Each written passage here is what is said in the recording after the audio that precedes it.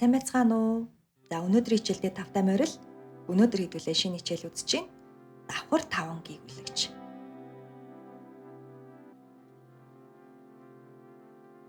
Г гэдэг үсгийг бид нар үзсэн байгаа.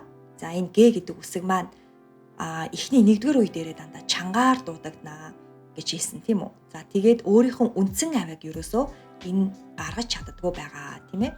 За эхний үе дээрээ дандаа үг бүтээж орж ирэхдээ К гэж өөрөө чангаар дуудагддаг. За тэгвэл энэ өөрөө эхний үе дээрээ яаж өөрийнхөө үндсэн авийг гаргах вэ гэж бид нар асуулт үлдсэн тийм ээ өмнөх хичээлээс. За тэгвэл яг тэр асуултын хариултыг энэ давхар 5 гүйгүүлэгчийн хичээл маань биднэрт гаргаж өгдөгөөрөө маш онцлогтой хичээл болдог шүү. За ингээд бид нар өнөөдөр 2G буюу энийг сан геог гэж хэлдэг. Нэг ёсондоо энэ одоо 2G буюу дуудахдаа г гэсэн нэг ийм авийг одоо гаргана. Нэг ёсондоо нэг жоохон акцент авч дуудана гэсэн утгатай. За тэгээд энэ маань өөрөө эхний 1-р үе, 2-р үе, 3-р үе дээр ч гэсэн өөрийн үндсэн авийг гаргадгаараа маш онцлогтой ийм одоо гүйгүүлэгч байна.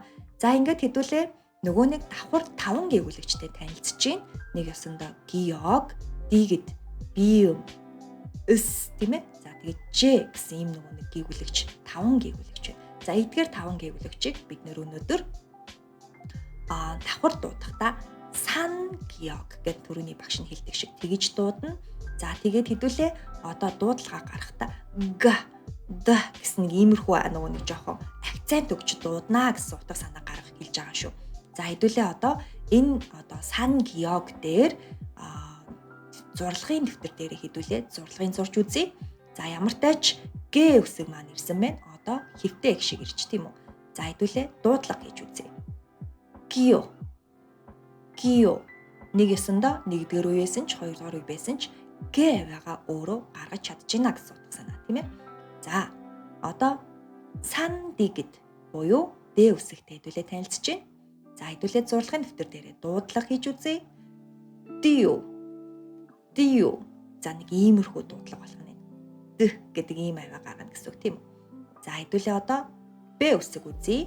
Б үсэг маань 1-р үе дээрээ чангаар дуудагдсан бол 1, 2, 3-р үе дээрээ Б гэдэг энэ авиа гаргахдаа яах нь арай нэг өөрийнхөө үндсэн авиа гаргаж ийн гэсэн үг тийм үү. За хэдүүлээ дуудлага хийж үзье.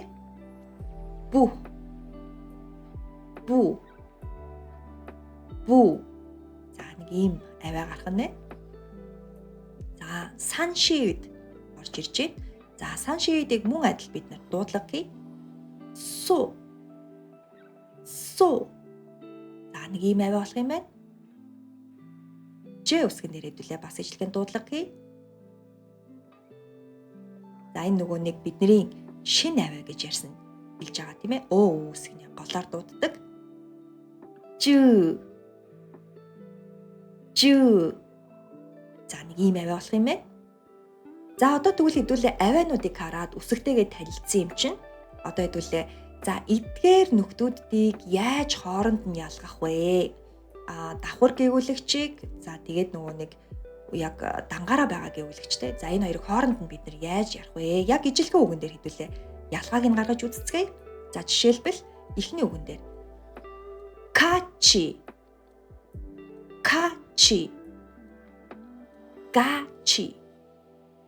Гачи.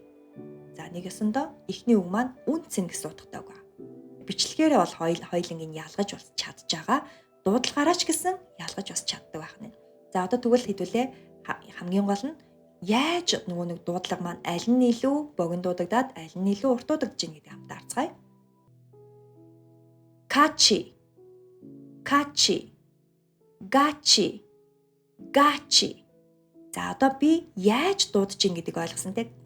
Нэг нь К, нэг нь Га гэдэг нэг жоохон акцент авч байгааг анзаарч байна тийм үү. За ингээд нэг дуудлага хийж үзнэ гэсэн үг.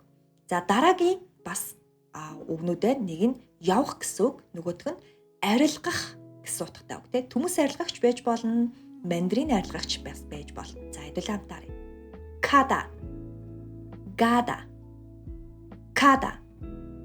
Гада. За ийм хоёр янзтай болно. За дараагийн үгийг харцгаая. Д үсгэн дээр орж ирсэн байна. За энэ Д үсгэн дээр орж ирсэн үг маань нэг нь өөр байх гэсэн утгатай. Нөгөөх нь дагах гэсэн утгыг илэрхийлж байна тийм үү? За хин нэг дагах.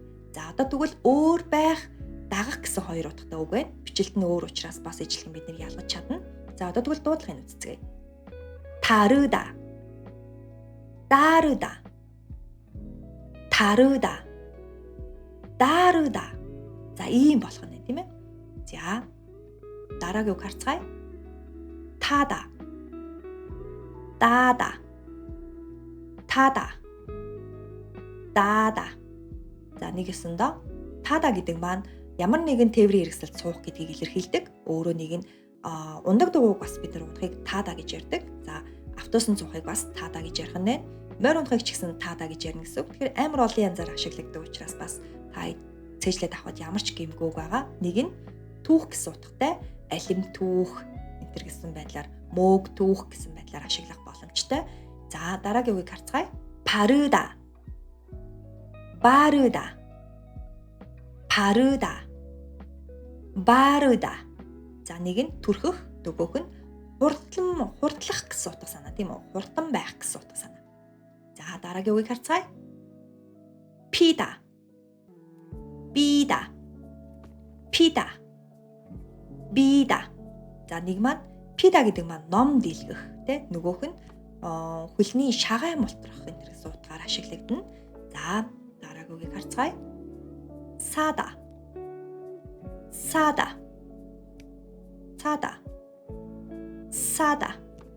За нэг нь худалдан авалт хийх гэсэн үг байна. Нөгөөх нь хямдхан гэсэн утгатай үг байна тийм ээ. За дараагийн үгийг харцгаая. 차다. 짜다. 차다.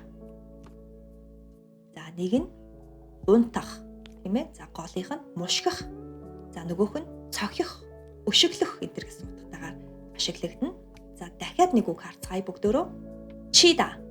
찌다. 치다. За 치다 гэдэг маань хожигдох гэсэн утгатай үг байна тийм ээ. За нөгөө 찌다 гэдэг маань жигнэх гэсэн үг. Нөгөө 치다 гэдэг маань жинхэнэ цохих, тогших энэ гэсэн байдлаар ашигладаг. За энэ дээр бид нар бас тоглох гэсэн байдлыг авч болдог. Жишээлбэл тайпинг хийхийг бас 치다 гэж ярьдаг. За өөрөөр гитар тоглохыг бас 치다 гэж бас ярьж болно. Тэгэхээр маш олон байдлаар энэ үйл өгнүүд нь ашиглагддаг учраас та хэд бол маш ихээр хэрэглэгддэг учраас цээжлэхэд бас гэмгүй. За одоо хэдүүлээ жинхэнэ энэ 5 гэвлэгчүүдээр бүтсэн үгийг хамтдаа харж байна. За нэг нь 2 үетэй үг, нөгөөх нь 3 үетэй үг гэх тийм үү. За хэдүүлээ дуудлага хийж үзцгээе. 토끼. 토끼. 자, хоёр дахь нь харъя. 코끼리. 코끼리. 뿌리. 뿌리. нөгөөх нь 오빠. 오빠. 자, дараагийн үгийг хамтдаа харцгаая. 찌개. 찌개. 자, дараагийн үг нь 비싸다. 비싸다. 비싸다 гэдэг маань үнэтэй гэсэн утгатай үг байна. Үнэтэй байх гэсэн утгатайгаар хэрэглэгдэнэ. За ингээд хэдүүлээ өнөөдрийн хичээл нь таалагдсан гэж найдаж байна. За ингээд дараагийн хичээл дээрээ дахиад уулзцгаая. За түр баяртай.